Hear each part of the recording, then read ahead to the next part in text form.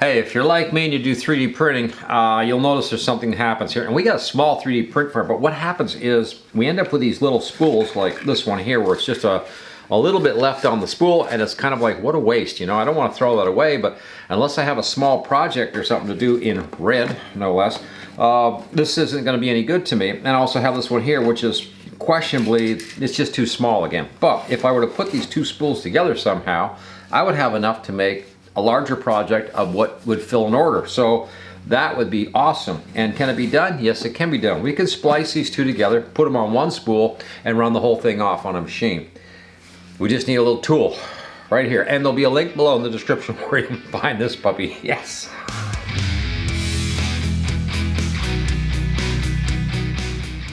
Yeah, we're back. We're going to do a close-up so you can see this tool and see how it works to splice these together. I set these up just so you could, you know, one of the things I do is I can splice them this way and then roll them this way and then put everything on one spool. But just looking at the shop today, I've got a bunch of these little ones of gray, same thing. But it's not just about recuperating a little bit of gray or something like that. You could also attach this to a larger spool of gray, and thereby you're using up what would have been otherwise, this is almost technically for me anyways, it's scrap because there's not enough on there to run it on the machine. So being able to splice them together and roll them onto one spool, what a great thing. So here's the tool. It's not that big a deal, but I'm going to show you how this thing works, and we're going to do this. This is cool. I'm pretty excited about this because it's been a headache for a while around here, and when I realized we could do this, I said, you know what, maybe this is the trick right here. And it's got like a really heavy clamp with its 1.75 right through with a little heater in the center so that we can heat up and splice the two ends together. It also comes with these little tiny sandpaper discs. They're kind of small. I'm a little concerned about the sandpaper because any grit coming off the sandpaper getting caught in the PLA could create a problem. So what we're going to do today is we're going to I'll splice something, just a couple short pieces together we can look at.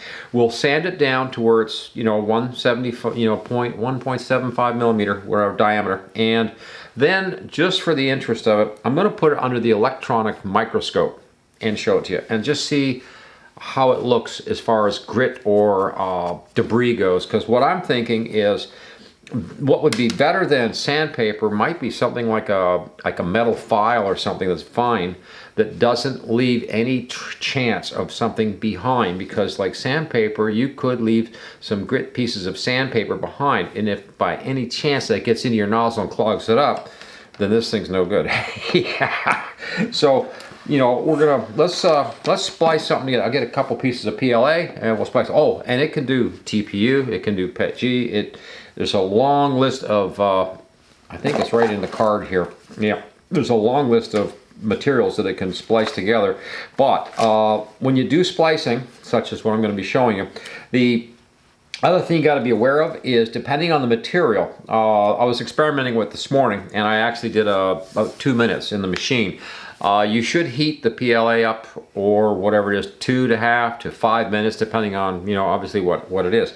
And the procedure is a little weird, but again, I'm going to close up and we'll splice some pieces and I'll show you what I'm talking about. So here it is, the clamp. It's got a heater core thing in here with a little control mechanism for a button that you turn on and off, and of course a power supply here that actually plugs in back here on like a barrel jack. So it's kind of a cool setup. Anyways, and it has this little stand, which is, you know, it would be kind of cool if you could like build a whole setup here with a couple spools and this in it. Now, when you open this up, the first thing you're going to see is, you can see that I got, boy, my hands can hardly hold that open right now, but right in the center is that round dot. That is your heater. And what you want to do, actually, according to the instructions, is place your this is PLA, I think, or PLA Plus that I've got here right now, but about halfway through, and just get it about halfway on that dot, and then let it close up and get tight.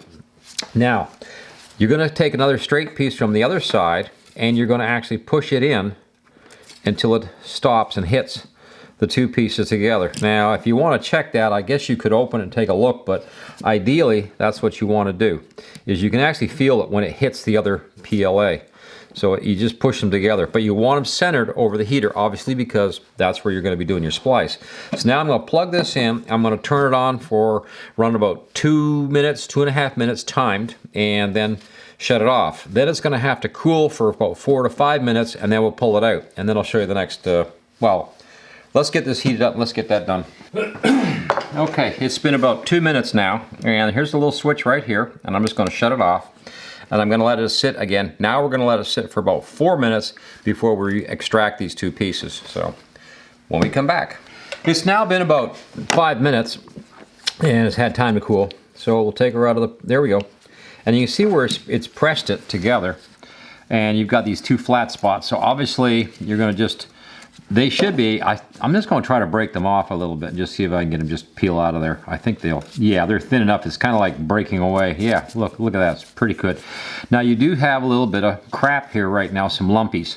And in order to get rid of that, they say to use this little sandpaper. And what you do is just sort of sand around the whole area back and forth really good.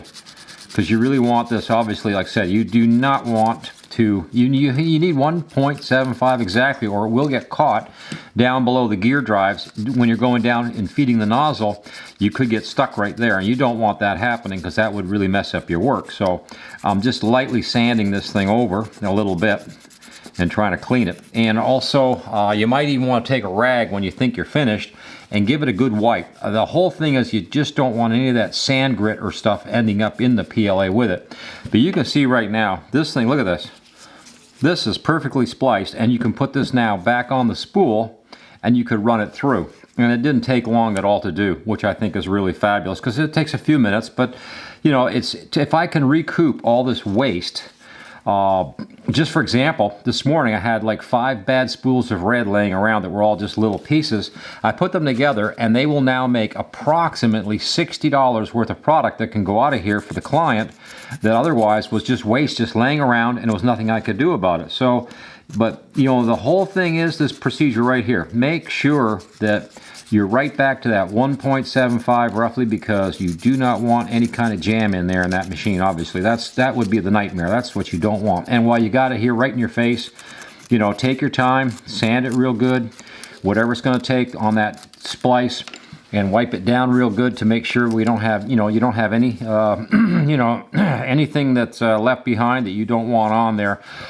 Some guys will actually put a piece of sponge or something on here when they feed them into the 3D printer too, to make sure that nothing junky goes through. But if you look at this thing and roll it even this way, you'll see that there's no, you know, there's nothing lumpy, nothing fat going on. You're now exactly, you know, just even with your fingers, you can sort of run it like that through your fingers. And if it was fat or something was wrong, you could still feel a little bit of intrusion or too thick. Because if it's too thick, it will hang up in the machine. And that's the only thing you don't want. So you want to be very careful. I'm sort of rushing myself through here a little bit for the film, but you want to make sure that this thing is just going to be absolutely, you know, smooth when it goes through the machine.